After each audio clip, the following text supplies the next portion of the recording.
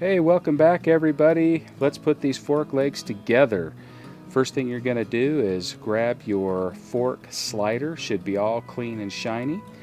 We're going to put in order the dust seal on first, followed by the snap ring, then the fork seal, the oil seal, then you're going to have the little chrome flat washer that goes on, and then you're going to have both bushings. You're going to have an outer bushing and an inner bushing, and you're going to put all those on the fork slider first, and then you're going to go ahead and put the two fork legs back together. There's 100 videos on how to do that, so we won't take the time here to do it, but this is what it should look like when you're done. You should have a little bit of light drag when you push the fork slider in and out of the outer. There should be a little bit of resistance, but there should be no binding and no catching. It should be smooth. Then what you're going to do is you're going to take your cartridge tool and you're going to slide that down through the center of your fork tubes, and the very bottom of that cartridge is going to come down against the bottom of your fork leg, and there's threads on the inside of there that your base valve will thread into. So that new base valve you put together with the Race Tech stuff, your new valving, put a little bit of fork oil on the rubber O-ring so it doesn't bind up, and you're simply going to take that and thread it into the bottom of the fork leg into the cartridge. And tightening this baby down is what keeps the cartridge down against the bottom of the fork leg and stops your fork legs from coming apart when you hit that big monster jump. So you just simply take your big Allen and you put it in the bottom of your base valve. Use a ratchet if you want, and start threading that baby in. It gets a little bit tough when you're trying to hold that cartridge from spinning while you tighten it up, but sometimes I'll grab a paper towel or something to hold it. Sometimes fork oil will come out and spill on the floor too a little bit. I'll use it for that too, but you just slowly kind of thread that base valve into the bottom of the fork tube, and in so doing that will eventually tighten up that cartridge down against the bottom of the fork leg. Just take your time, make sure you're not crossing your threads up and nothing's binding. Sometimes you'll actually find burrs on the bottom of the fork tube from hitting rocks and things that will make it hard for that base valve to come back in and out. So if you see that, just take a file and file it off so it gets in there nice and easy. Then you're going to take your cartridge holding tool and you're going to slide that down into the end of the fork tube, and it has 4 little prongs on it that will meet up against your cartridge. You simply hold that while you snug down that base valve. I do not have a cartridge holding tool that's specific for the WR250R. I've actually got one from when I rebuilt the suspension for my brother-in-law, the Dirty Sanchez's bike. It was a YZ426 and it fits great, so I just use that one.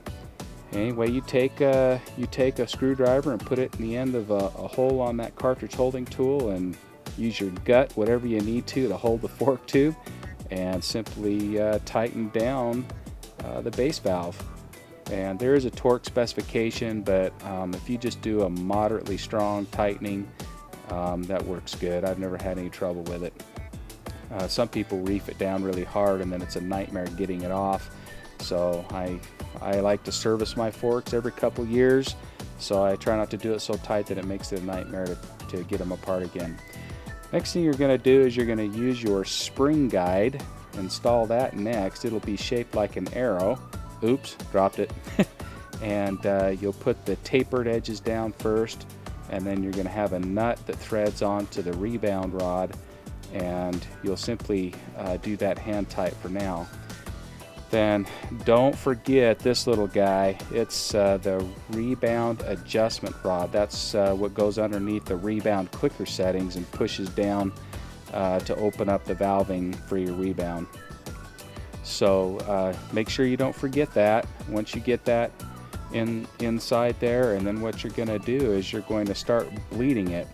Now this particular fork calls for 120 millimeters from the top of the fork tube down to the top of the fork oil. So you want to put enough fork oil in that you can measure from the top of the outer tube down to the top of the fork oil 120 millimeters.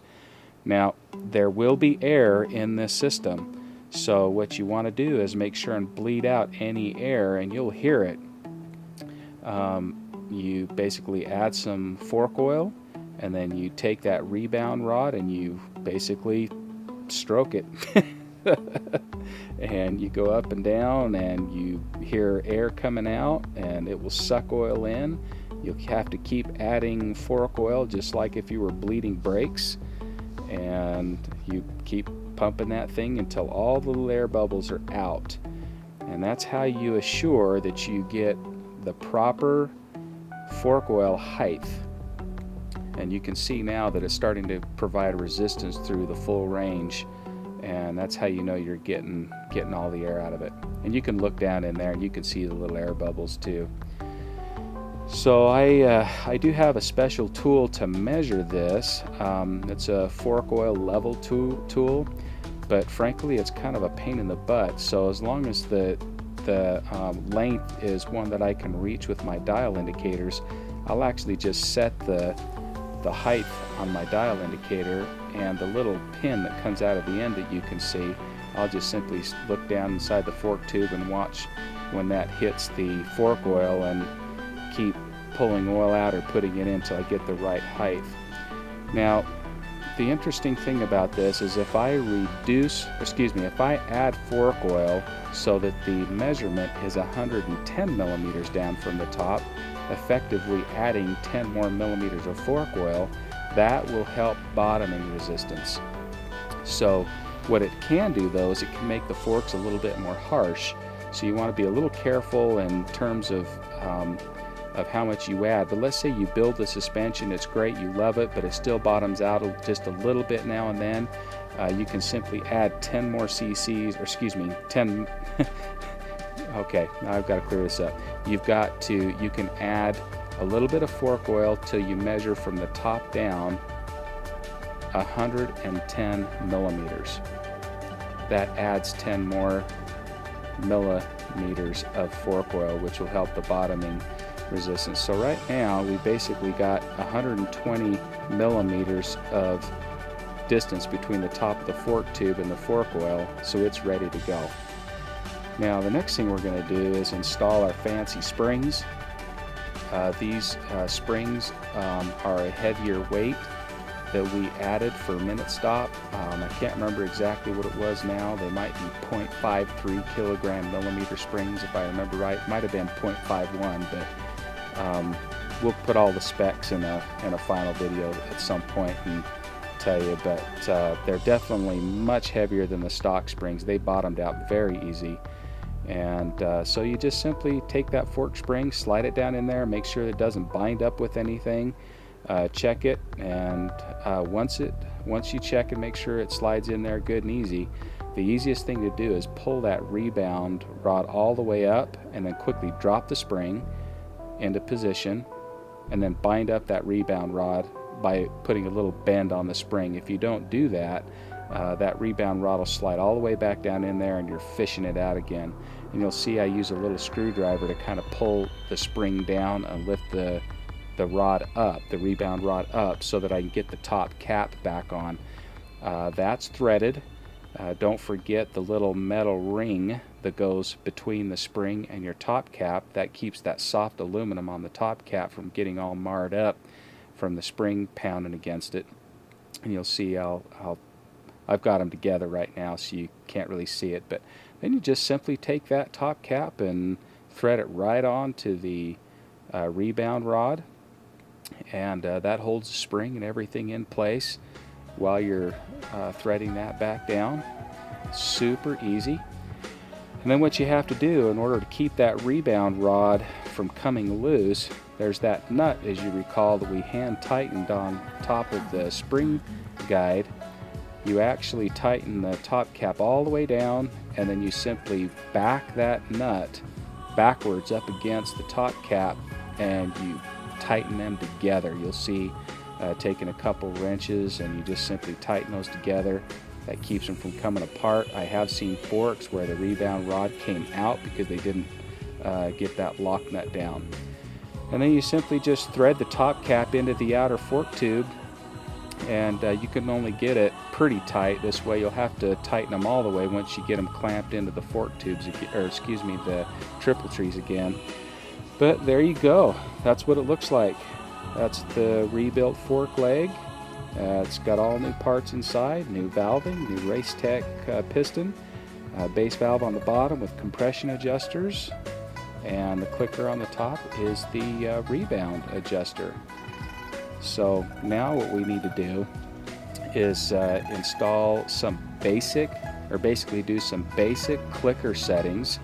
We're going to try to get a starting point.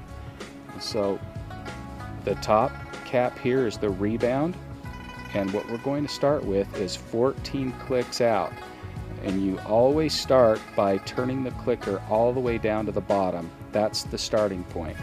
So we'll turn that clicker all the way down to the bottom. You'll feel it lightly seat. Try not to hammer it down there. Just be gentle with it. And when you feel the resistance, just stop there. And then you're going to turn it counterclockwise until you feel the first click. Once you feel that first click, that's the starting point. That's 0. The next one was 1, 2, 3, 4, 5, 6, 7, 8, 9, 10, 11, 12, 13, 14. 14 on the Rebound, so that's where we're going to start.